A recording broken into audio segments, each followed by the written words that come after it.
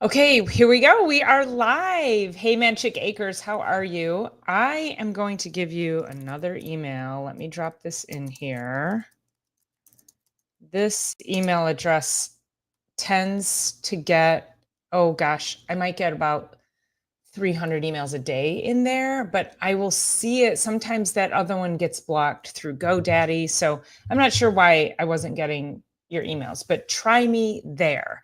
And then yes, I can send you the information on red light therapy. So um and yeah, I haven't forgotten about you at all. I'm like waiting for that darn email.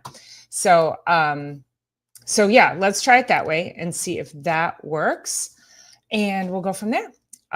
So let you guys jump in here on another Sunday night. I just recorded Reset Monday for tomorrow. So I want you guys to all take a look at that. Really, I'm talking about rebirth and renewing in this time of spring. We think of setting goals and New Year's resolutions at the beginning of the year, and we it's a time when it's cold and it's dark and we're not motivated and we're tired and we just don't want to do it. So why are we not stepping back into that in spring when it's renewal, it's rebirth, everything is waking back up again, and so are we. We're a lot more motivated and inspired to get outside. So make sure you check out tomorrow's Reset Monday. Hey, Shawnee Gross, nice to see you in here. Thanks for being here, my friend. Make sure when you are jumping in, you hit the thumbs up button and make sure you subscribe. This channel is growing. It is growing. It is a slow chug up the mountain, but it is a forward progress. So, and I say it like that because that's how I hope you look at your goals, is that it is delayed gratification to get to anywhere that we want to be. But if we stay disciplined and we just keep taking little tiny steps forward, we can ultimately reach our goals and get to where we want to be. So, and that's how I felt about my channel. Had a lot of great growth in the first year, and then year two has been just a little bit slower. But hey, it's fine. It's all. I'm still here, right? I mean, I could give up. I could. There you are. Okay, hold on. Okay, Magic Acres, I got the email. There we go. Okay, I just started. I wanted to make sure I jumped over there. Okay. Yeah, so let's use this time to think about the weather's getting nice, it's starting to warm up. We want to be outside, we want to be doing things. Um, we're just we should really be moving our bodies more, viewing light. And of course, making sure that we're mindful of our sleep. As the days get longer, we need to stay mindful of sleep. But the sleep's always going to be a thing for everybody, and that's why I will always talk about sleep. I will always talk about how do we set and reset sleep. I could probably only have a podcast on sleep, and so we have to stay mindful of that. But in the meantime, today's topic, we're going to talk about plantar fasciitis, foot pain, and heel pain. And the reason I wanted to bring this up is when things come up in my practice, they seem to come in clusters. And I've had a lot of people with foot pain. And maybe it's because of the fact that we are starting to get into warmer weather. People are starting to get more active, starting to get outside, do more things. And that can actually, if we go from inactivity to lots of activity, and then we're wearing different shoes, that can actually create a situation of plantar fasciitis.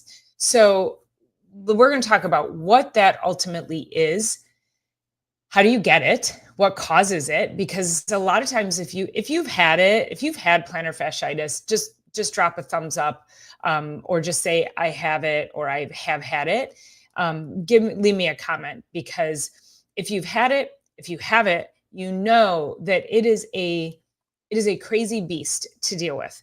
It it can come on out of nowhere. It can stay for a really long time, and then it can just suddenly disappear. And people don't really know why. There it is right there. My husband and my father had pain in their feet, not sure why. So we're going to talk about that, and hopefully, Shawnee, we can answer some questions for them. Excuse me. and hopefully get them onto some better foot health. So Mad Chick says, I need to start going out barefoot. My feet are so sensitive now. Sandy beaches is where I need to start. Did you read my show notes? Were you reading my show notes? So, yes, we're going to talk about that. So I really want to talk about conventionally, when we end up getting foot pain, conventionally, what is conventional treatment? What are people typically told to do? And then what does a natural, more root cause treatment look like? So that means, what would I tell you to do?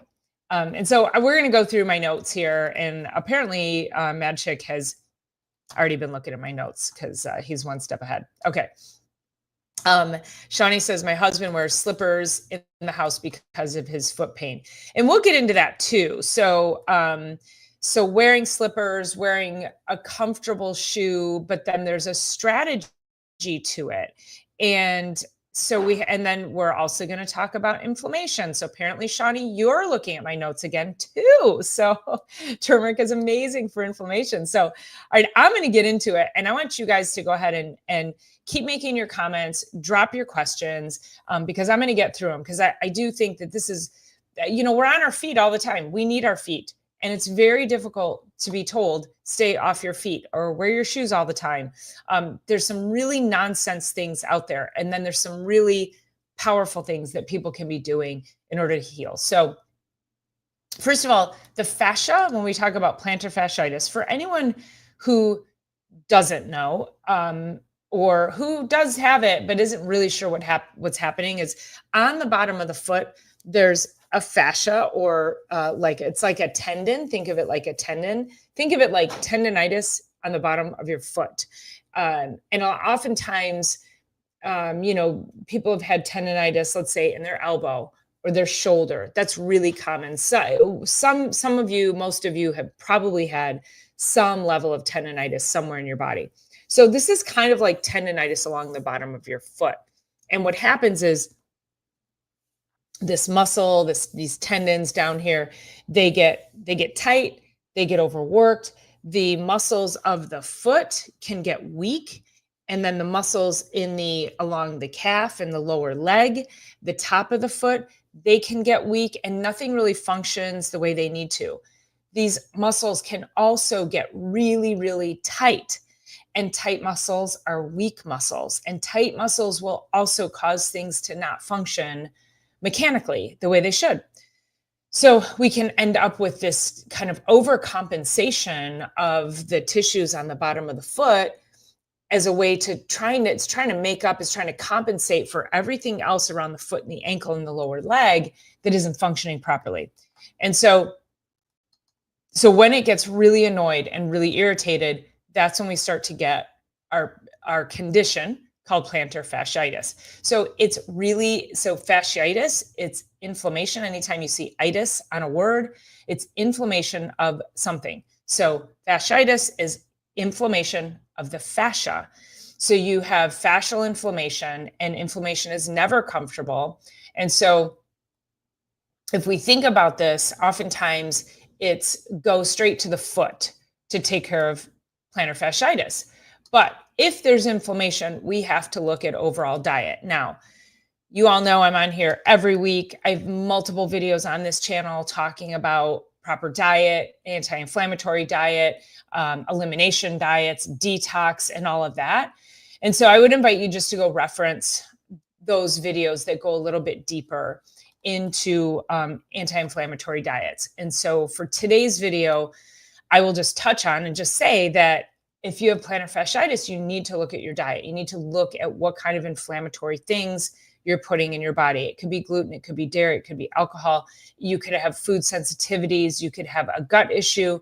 And when you have a gut issue, that can create more inflammation. You can be pre-diabetic. You can be insulin resistance. You can have some other kind of metabolic issue that will feed into the inflammatory process. So that's diet is always going to be on the table, regardless of the topic that I bring to you. Diet is always on the table, and inflammation. So take a look at that. Start changing your eating habits. If you need a shopping list, go ahead and just, I dropped an email in the show notes. You can go ahead and drop me an email and just say, please send me the shopping list.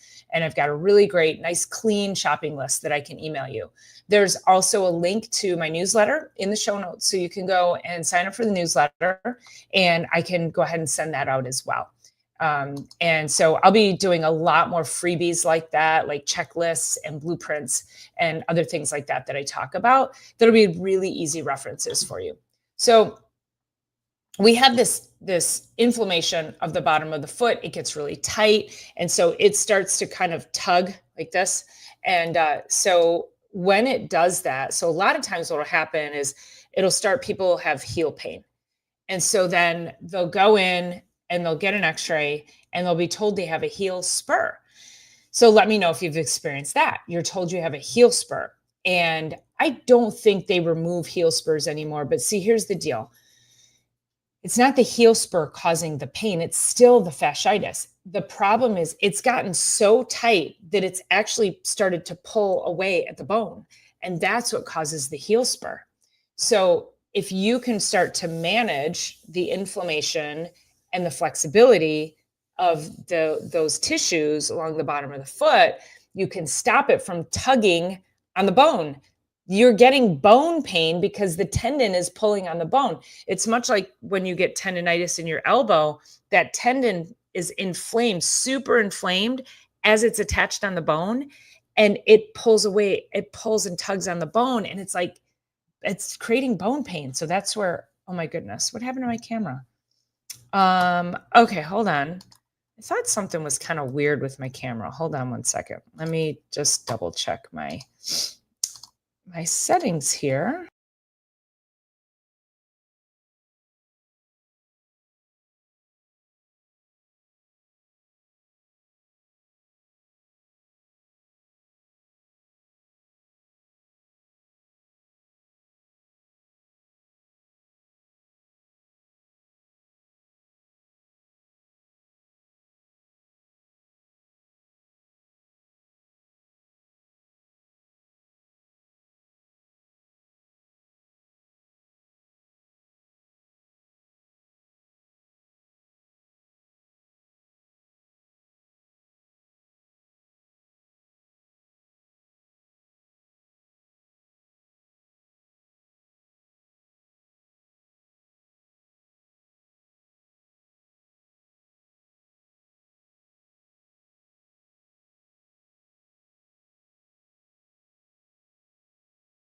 It muted me too. Okay, there, you should be able to hear me now.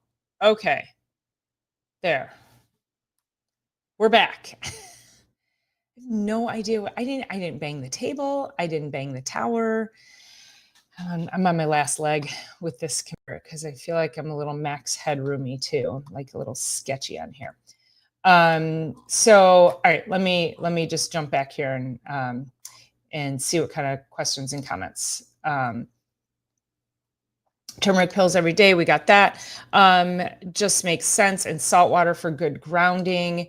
Barefoot for you. Barefoot is always a good idea. So one of the biggest problems that I have is I have not heard of stinging nettle on the feet, but you're not talking about like straight from the plant, probably in a balm or something like that, or a tincture, peppermint lotion on the feet. Yes.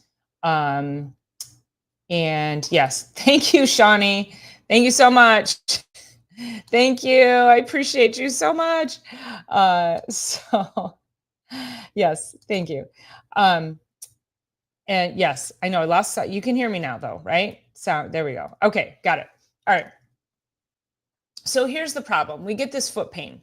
We go to the foot doctor, and the foot doctor tells us so they're going to want to do like a cortisone injection. So this is all like, let's just treat the symptom kind of care. This is where I feel like many mainstream doctors, podiatrists, orthopedists get it wrong. So they go straight to the foot. They don't look at the mechanics of the foot. They go straight to the bottom of the foot. They're going to inject with steroids, get the inflammation down locally. That doesn't negate what you're putting in your body dietarily, and it also doesn't correct the mechanics. It does not correct the neurological issue, which is what I'm going to talk about, is neurologically what you need to be doing to make sure you're managing your foot pain. So then you're told, put your shoe on, or here you put these orthotics, or put these inserts in. Now, I'm not going to deny that if you're on your feet all day long, you do need a good, like a sturdy boot or a shoe. You may want to have an insert there. There are times when having that is helpful, but you also must train yourself to not be without those. So when you're not having to be like on your feet on a concrete floor all day, concrete floors can be very, very hard. And so when you're on your feet and, you do want to protect your feet. So I'm not here to say like everybody should go barefoot all the time, but now because it's getting warm, this would be a wonderful opportunity to take your shoes off, go outside in your bare feet, get onto the grass. I've listened to a lot of people talk about grounding and the energy of grounding. And they say that even if you're barefoot on concrete, you will still get energy through the concrete, which is great. But I still would prefer to be out on the grass. I just feel like there's a much bigger connection magnetically to the earth. Don't know that to be 100% true. That is what I feel when I go outside. And if any of you guys are love to be outside in your bare feet, I'd be curious, like, where do you feel best? Now, Manchik mentioned that he goes out and he goes into the sand. So this is also a great place. So you could start in grass. So you want to start somewhere soft if your feet are hurting. And sand can be really difficult. It can be hard, but sand is an excellent way to train your feet. It strengthens everything. It really forces your toes to dig and to grab. And that's actually an exercise that you can do, is you can like pick up marbles or pencils with your toes, and that will start to strengthen your feet. But I love, walking on sand. I don't have the opportunity to do that. And I know a lot of people don't. So anything you can do to strengthen your toes, your toe strength, your foot strength is great. Mad Chick says, tiptoe through the nettle. Sing it with me. Tiptoe through the nettle. By the way, I hate nettle. I mean, it's literally my nemesis. I can grow nettle like nobody's business. I can't stop it from growing. So yeah. But what we want to be thinking about is you can walk around. So you can walk around on your tiptoes. You could walk around on your heels. When you walk around on your heels, what you're doing by lifting your foot is you're strengthening the front of the shin. And what happens oftentimes is that muscle gets really weak. And that's our deceleration muscle. So when we come down, when we're walking and our heel comes down, if we don't have strength in the front of the shin to decelerate properly, then all that force gets driven down through the foot. And so then the foot has to work a lot harder to help us walk. So walking around on your toes, on your heels, or even like just when you're sitting, like if I'm sitting here doing this podcast, I could just sit here and I can raise my toes. I could just do like, lift my toes towards my shins. Wonderful, wonderful way. We do not strengthen the front of our shins as well as we should be. So let's see. So Shawnee's asking, is there nutrition, mineral, vitamin that would help the foot?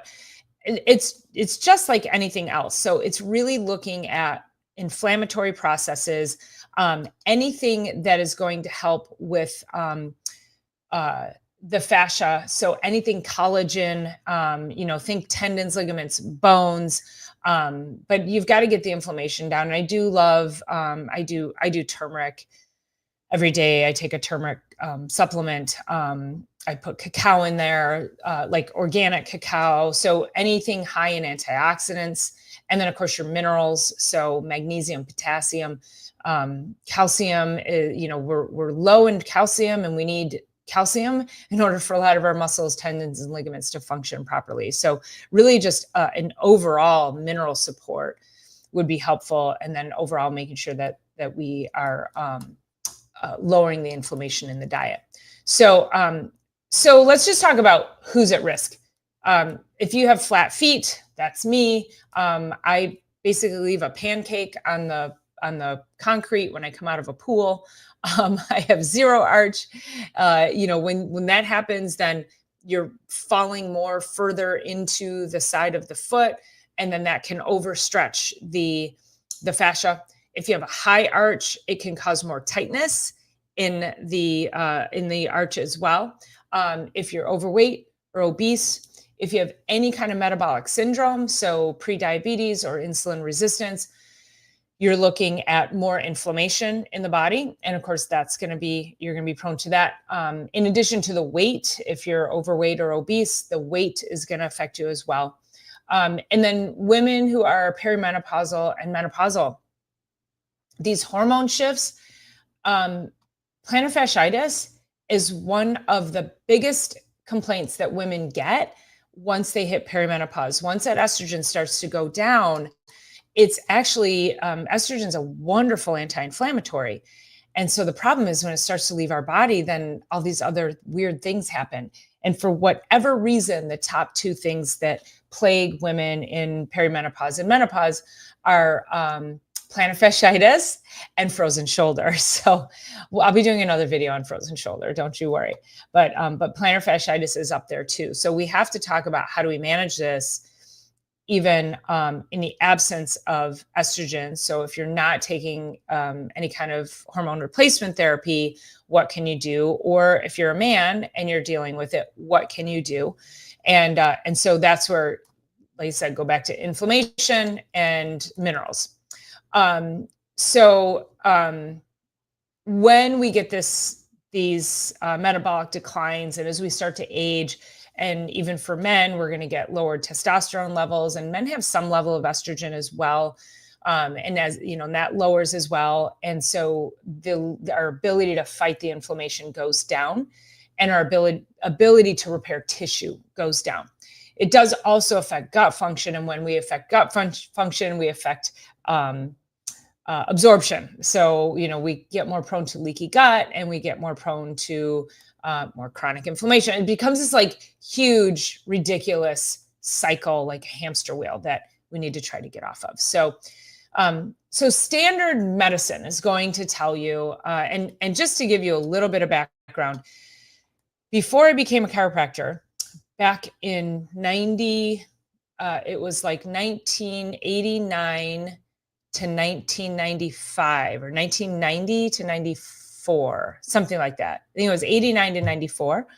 I worked in a physical therapy clinic. So I did physical therapy rehab and for 5 years. And so I worked a lot of this mainstream medical interventions for people with plantar fasciitis, and they just kept coming back. It just never really seemed to help, but that was all we knew. And we thought we were doing the right thing. So Rebel Canners in the house. Nice to see you, Tammy. Welcome in. So your typical mainstream advice is going to be rest, ice, compression, elevation. So RICE, I think you guys have heard of that. We don't really know where that came from. There's actually no data that actually supports that should be a thing.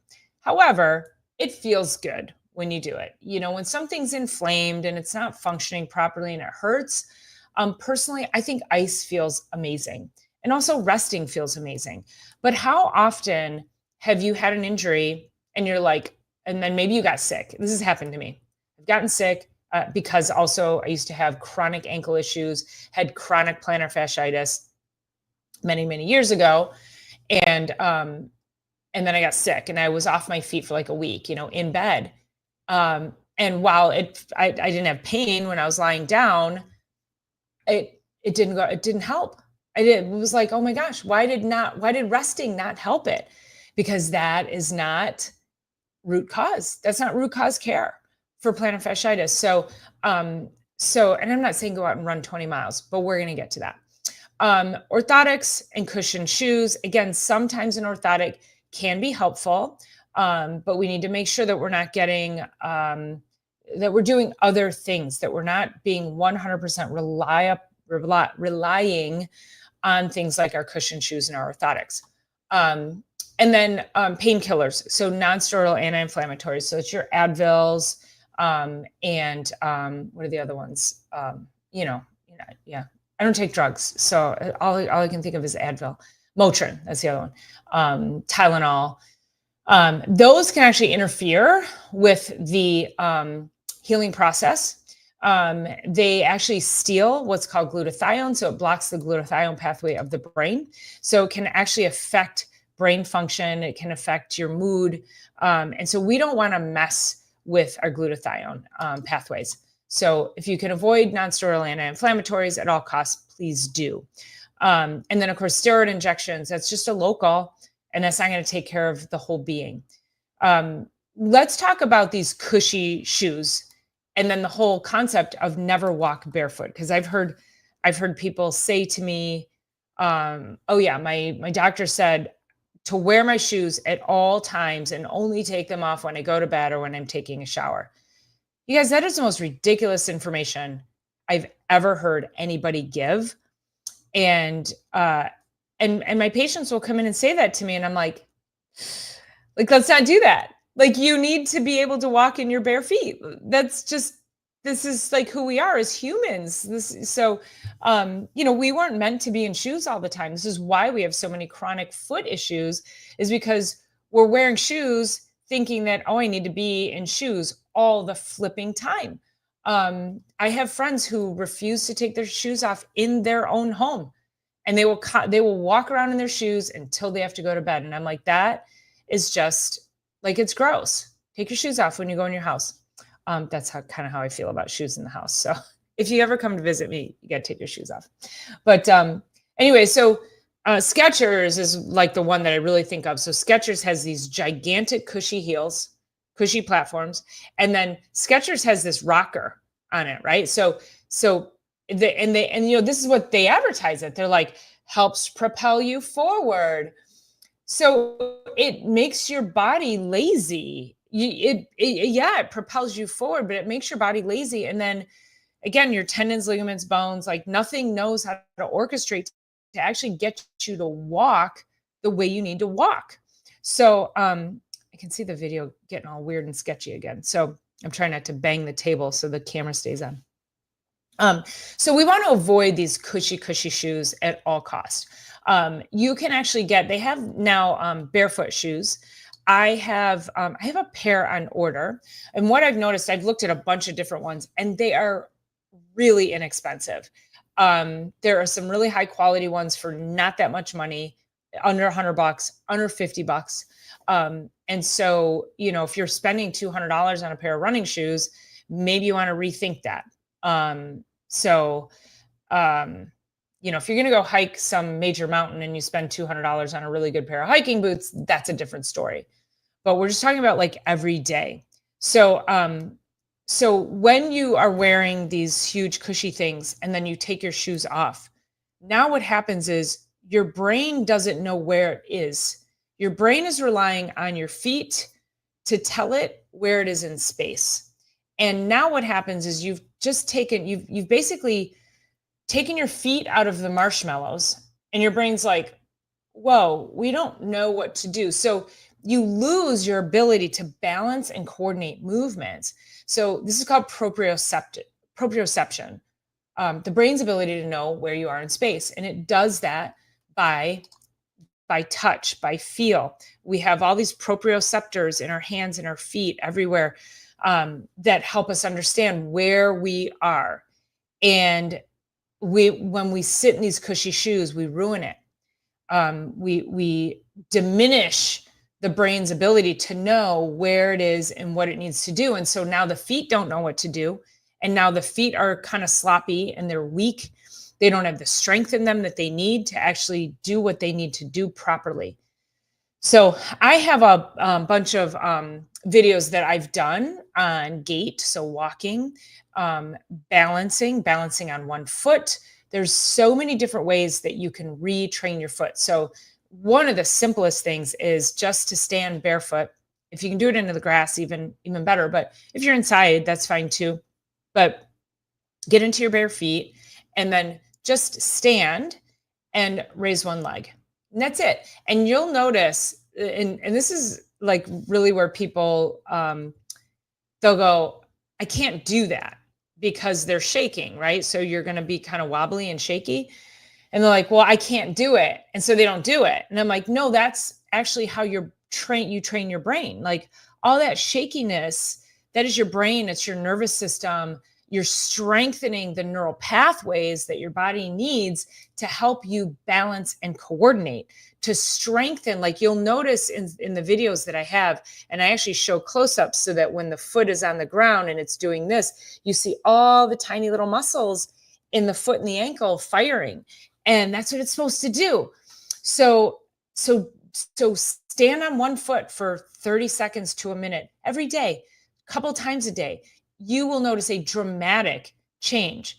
Now, some people have a lot like pain so severe that alone might be too painful to even start with. So hold on to a chair. That's where maybe then you start with just your sitting in a chair, lifting your toes, lifting your heels, doing those more mild exercises. But you have to get to a place where you are able to balance on one foot, and then we can talk about moving from there. But yoga, I recommend yoga for everyone because yoga puts you through different motions that force your body's ability to balance and coordinate in bare feet. And so if you're at all able to do yoga, you can start. There's so many different levels to start, but it will help improve all of that. I used to have severe foot and ankle pain, both feet, and then at one ankle, I forgot which one even, because it's been so many years since it's been better. And the pain was so bad that I thought I was going to end up having to have ankle surgery because I couldn't get rid of the pain. It went from my ankle and down underneath my foot. And so I had an MRI, and it just showed inflammation. And I had just had, I think I first got the pain when I first got pregnant. So we're talking 2 years ago, something like that. And it stayed with me. Actually, funny thing is it went away when I was pregnant. So then it went away like a little later in the pregnancy. So as I got heavier and should have been more inflamed, it went away. Then I had her, and then it came back. And I was ready to have surgery because this thing went on for like 2 years. And then I started yoga, and it did not take long at all. And it was a few months went by, and then suddenly I was like, I don't have that pain anymore. Like it stopped, and I just stopped thinking about it. And then it kind of like dawned on me that I was like, oh wow, it's gone. So the balancing type exercises, the yoga exercises, those are super powerful to helping you get back to neurological balance, which is what your body needs. Because also, if you look at your gait, oftentimes people who have fasciitis, they'll be duck walkers, or they'll have a wide gait. This is a really common gait pattern. And what that tells me is that the brain, the feet go out wide or they duck out because your brain's trying to get you to balance. The wider the stance, the better the balance. But you start training that, and you'll notice that there'll be you'll be able to walk more of a straight line. In fact, that's an exercise too, is you could walk in a figure 8 pattern. You could do that multiple times a day. And that's also really helpful as well. So anything that you can do that leans into your balance and coordination would be very, very beneficial. Okay, let's go back and let me see who's here. Rebel. Let's see. I will not put shoes on my grandson. Yes, babies need to walk barefoot. And you notice like babies waddle. The reason is because they haven't quite learned that, like, their neurological pathways are not fully developed. So when they're learning to walk, they waddle because, again, this is more stable. And then as they train those pathways, they're more smooth, more rhythmic this way.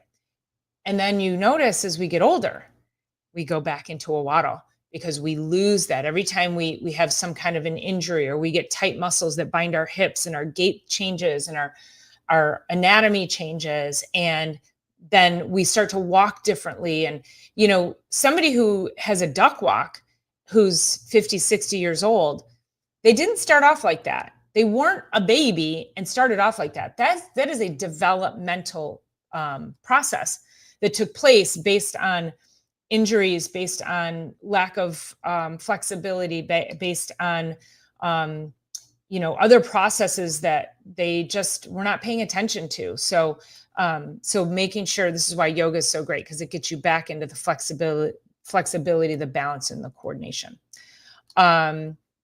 I wasn't born with a silver spoon in my mouth of fluffy slippers on my feet. Right.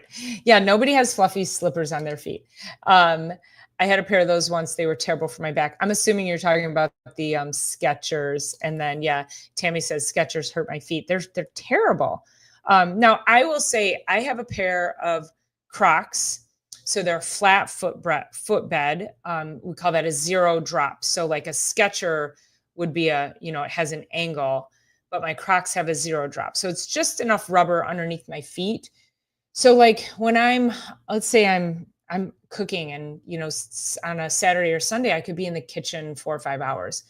And my feet do hurt if I'm in my bare feet for too long. So I'll put those on, and I'll take them off, so as not to irritate my feet. But then especially like if I'm going outside, and like, let's say I'm canning, I'm making salsa, so I'm out on the concrete a lot.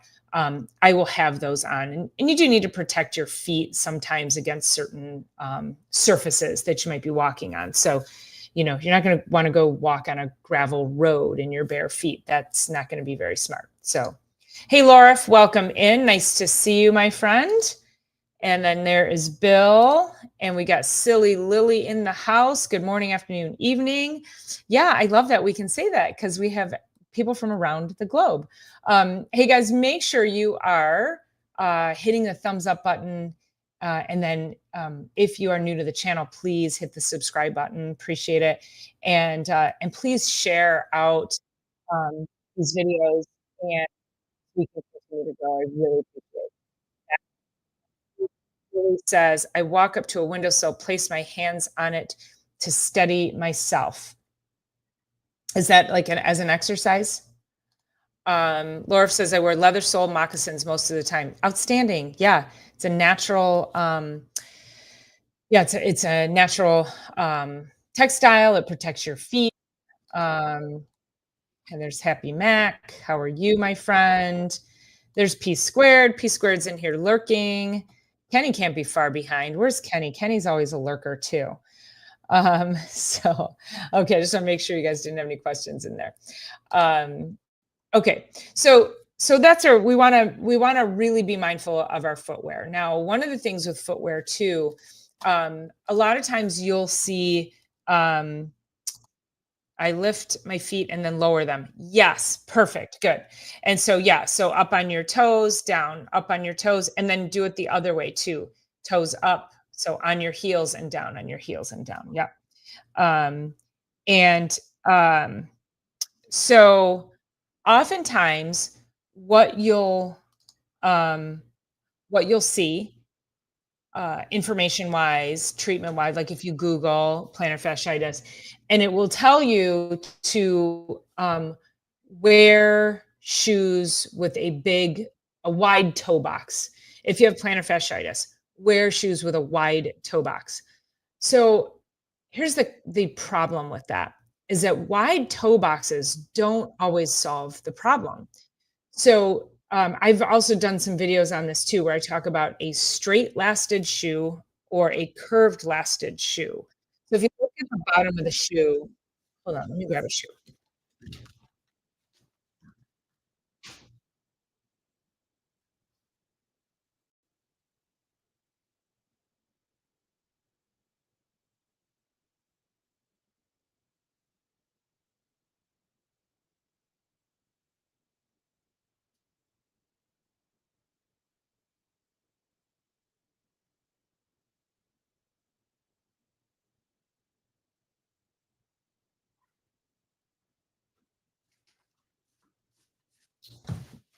Okay, so if we look, this is a Converse, okay?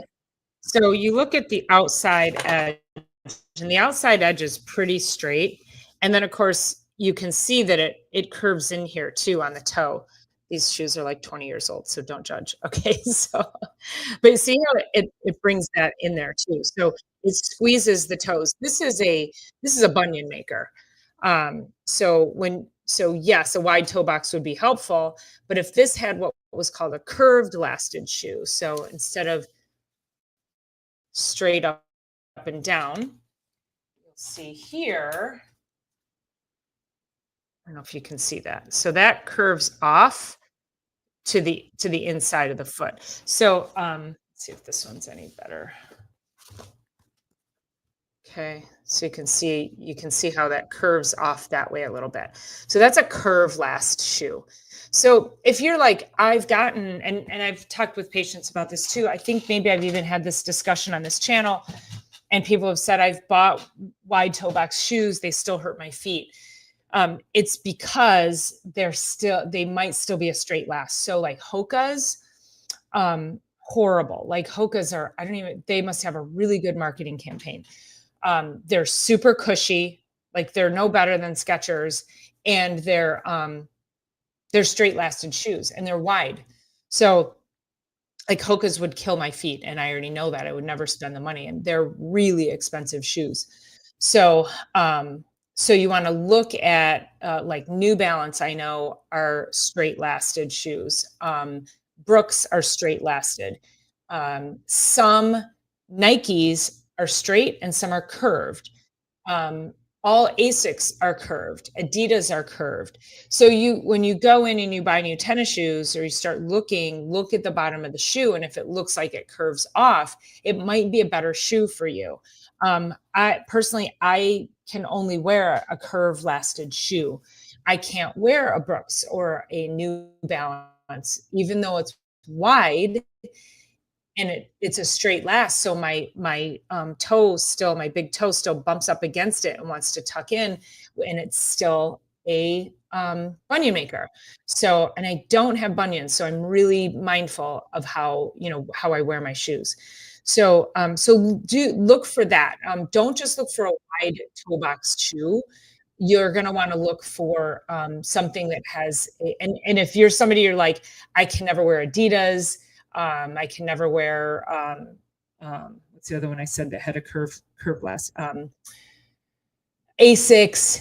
If you can, if you're like, those hurt my shoes, then you might be better off with a straight lasted shoe. Now, also you'll see, and this is where like there is a lot of confusion on the internet, and it'll say if you have a high arch, you want a curve last, and if you have a flat foot, you want a straight last. Again, not necessarily true. So I would say you have to really try both of them. Don't just go for wide or narrow, but look at the shape of the bottom of the sole of the shoe will make the bigger difference. And then that can help you, like as you're going through your day, you're having to have a shoe on. Now you have a shoe that's more appropriate to your foot type, and then try to get something with more of a zero drop so that you don't have all that cushiness. And then, take your shoes off in the middle of the day. Do your balancing exercises. Do what Silly Lily is saying is up and down on your toes, pulling your feet up and down. I'm going to actually do a video probably this week, and I'll show some foot exercises. I do have a couple of videos on, I have one video on ankle mobility that shows how to stretch out the back of the calf and the bottom of the foot for plantar fasciitis. That's an excellent one. And I have another one, and I think it's just called Do This to Unlock Ankle Mobility, something like that. So you could probably search on my channel ankle mobility, and you'll get 2 or 3 different exercises that will be super helpful in opening those up. You have to pay attention to not just the bottom of the foot. It's got to be the whole complex in the way it works. And a lot of the things that are being suggested out there are just, very myopic. Like I say, a cortisone shot to the bottom of the foot. It says, I'm not going to do anything. I mean, it'll help the pain for a minute, but it doesn't change the mechanics. It doesn't, change the overall root cause of it. So, um, so Lily says, I'll do 100 reps, feel it in my calves and thighs. Oh, yeah, it's amazing. Now, you can also do that exercise um, up on your toes. You could bend your knees, so hold on the wall, bend your knees to kind of come into a squat, and then really like get your knees over your toes a little bit, and then pull your heels up. That yeah, that will really create some strength. Help stabilize ankles. I'll do the reps. Yeah. You have to stabilize the ankles for sure. That calf stretch is an excellent video. Thanks, P squared. I appreciate it. Yeah, good. I'm glad you found it. If you are so inclined and you want to try to grab it off my channel, go grab it and drop it in the comments. That would be awesome. Um, because I'm going to go back over my notes. I just want to see if I'm missing anything here. Let's see. We just talked about straight and curved lasted shoes, zero drop, um, proper footwear, making sure it's minimalistic, um, stretching, doing those isometric exercises, lifting up and down. Um, let's see what else I have here. Strengthening the front of the thigh, doing your proprioceptive exercises. Boy, we hit a lot. So now as we're coming into, I think really it's just as we come into spring is back over here is to um, just get more motivated to get outside in your bare feet, um, and just maintaining your sleep schedule. It's very different now. The light wakes me up about 6:45, 7 o'clock. So I like that. It's waking me up early. I'm letting myself wake up naturally, so that's good. Make sure you're getting out in the middle of the day and getting some light. And as far as red light goes, for sure, I know uh, Mad Chick, like early morning and late afternoon, if you're going to get the natural light, you want to, those are like your best times to get the red light from the sun. And then I think if I'm remembering correctly, your question was something about using like a red light device and at what time of day would it be best. So I think it was something like that.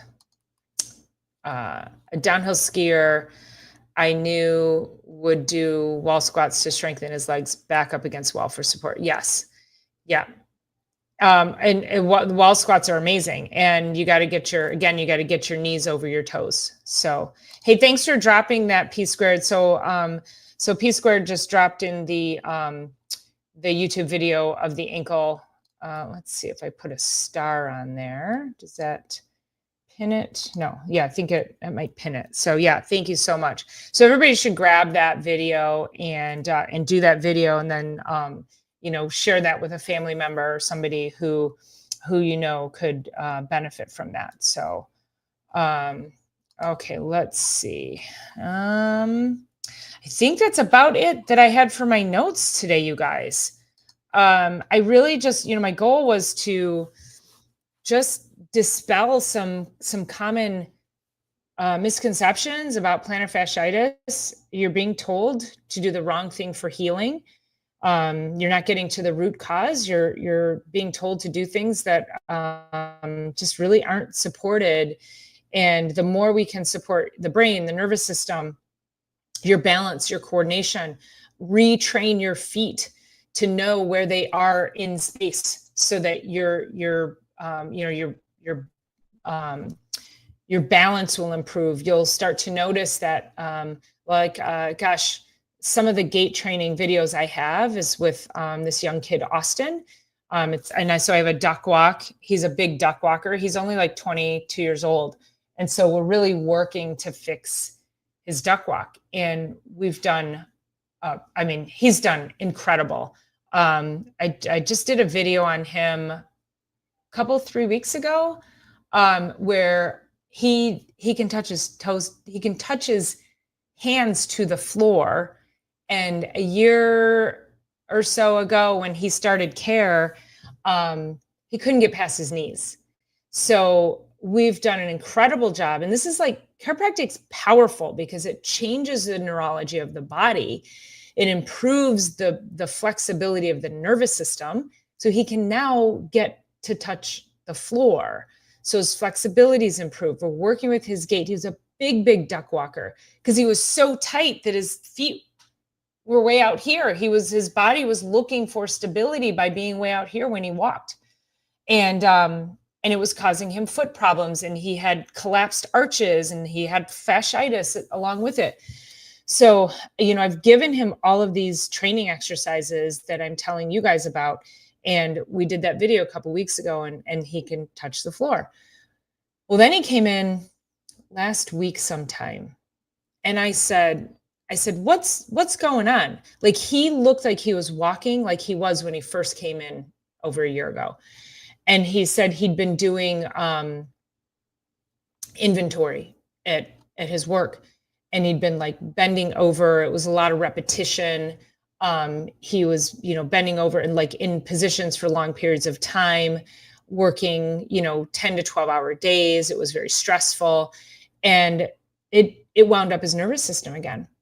And so, we got him adjusted. So one adjustment shows improvement in his ability to walk, but then also for me to see it, he doesn't see it. And so I have to remind him, hey, you've got to do those exercises, keep up with them, because he was working so many hours, he wasn't able to keep up with the things that were working for him therapeutically. So, it's never done, but it's never going to be perfect. And we just need to keep moving forward with it. And thanks, Silly Lily. Appreciate that. And so going back to that, just to wrap up, is that's when I started this video tonight, I talked about tomorrow's Reset Monday. Tomorrow's Reset Monday, I'll be talking about springtime and resetting and getting back to it. And instead of your New Year's resolution, which only 9% of people at this time of year have kept their New Year's resolutions, that now I think it's really important to look at springtime, a time of rebirth, a time of growth, and reset your resolutions. I just feel like it makes way more sense to set a resolution to do something great for yourself at a time when it's like everything's new and growing and budding and birthing, and it's amazing. So this would be the time that you lean back into it. And it is not going to be perfect. It never will be. And I think that really paralyzes a lot of people. So just start doing it. I would love to move the needle from 9% of people who keep their New Year's resolutions to 90%. I think that would be amazing, because I think, we're all worth giving ourselves more and committing to ourselves in a way that's only going to optimize our presence on this planet. So, all right, you guys. Well, if you don't have any more questions, I think that's all I got. Anybody have anything else to say? Looking forward to getting a little bit more warmth here in Michigan, and I got to get my seeds started this week. Probably a little bit late on that. Bill's got some seeds started for me. So yeah, pretty exciting stuff. I love it. I love watching everything bloom and blossom. So, all right, you guys, I'll see you tomorrow for Reset Monday, Thursday for Chiropractic is Sexy, and back here next Sunday for another Sunday Night Live. So thanks again for joining. Don't forget to like, share, and subscribe, and let everybody know that we are here to help you optimize everything in your world when it comes to your health and longevity. So, all right, have an amazing week, you guys. Bye. Thanks for being here.